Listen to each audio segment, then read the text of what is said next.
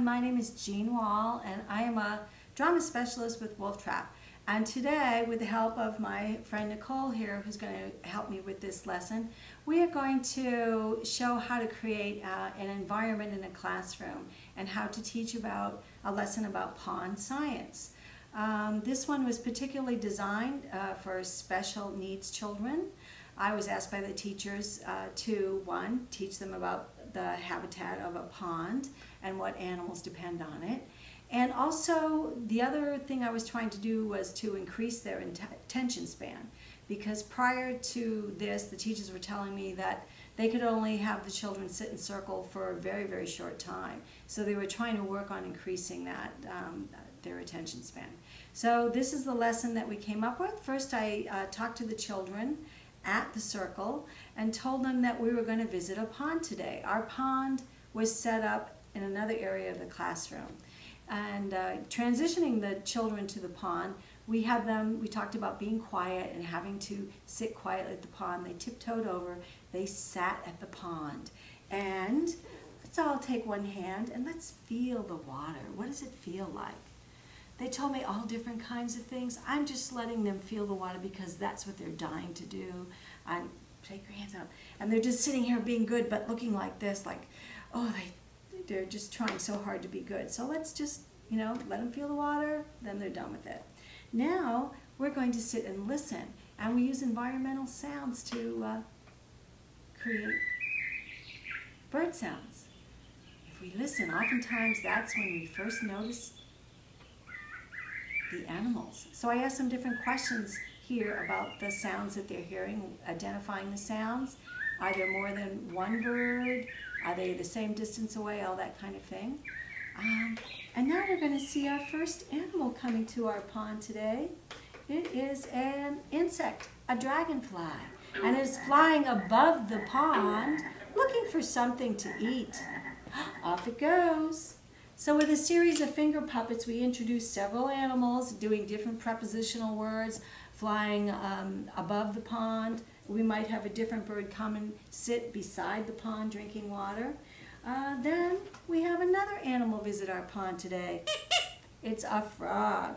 Now the frog is going to sit on this. It's a plant. Look at the shape of it. It almost looks like a heart. It is a lily pad that floats on the surface of the water. And off goes the frog. Wouldn't you like to look at what's underneath this pond? And of course they're saying yes. Well, then I want everyone to put their hands in their laps. I'm going to remove the lily pad. Now let's take our two hands and let's just hold, don't lift yet, but hold on to the pond. If we all lift together, you have to keep both hands on the pond, we can make observations about what's underneath. Let's all lift the pond and observe what is underneath the water. Look, look, look. Good job. Let's put it back down. Lots of different animals for them to observe. We lift the pond several times. I'll ask them questions about what colors they saw, how many things they saw. The children could do this for quite a long time, but they've been lifting and making their observations. And now everyone put your hands in your lap. And then I asked the other teachers to help me remove the pond water. And look what is underneath. Oh, wait a minute. Let's all take one hand and feel the mud that is on the bottom of the pond. How does it feel? Again, they give me all kinds of words. That's fine. And then we identify the different animals that are living in our pond. We make observations, whether about they say there's fish. Are there different kinds of fish? How do you know? They say, well, there's different colors, there's different shapes. A lot of good observations. And turtles, all different kinds of things. So after they've identified everything, I show them this and I say, besides animals, there are plants living in our pond. This is pond grass, and it floats with the water, and the animals and the fish swim through the pond grass. Hey, that gives me an idea. Would you like to do a pond grass dance with me? Now I pass out pond grass scarves to all the children. We pass them around so everyone has their pond grass. Let's take our pond grass and put it into the pond. And we do a very short pond grass. And it allows the children to, it allows the children to move, and it allows them to self-stimulate. Let's have it dance around our arm. Let's do side-to-side movements. Can it dance around your shoulders? Good job. And into the pond. Let's change hands. It's a very short pond grass. The grass settles in and lies on the bottom of the pond.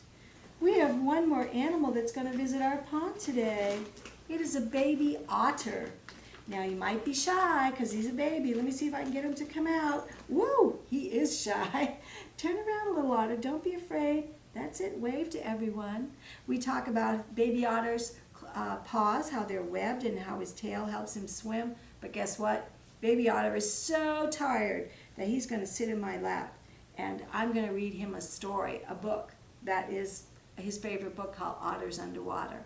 Now, as I read through this book, I ask the children to look at the book and make comparisons and see if there's anything in the book that we had in our pond. And they eagerly, I look and make comparisons. And as they say, oh, look, there's the newt, there's this, there's that, that child gets to put away all the different objects. And pretty soon all the objects from the pond are cleaned up and put away. But at the end of it, guess what? Baby otter's asleep. Shh, we put him away. Nice.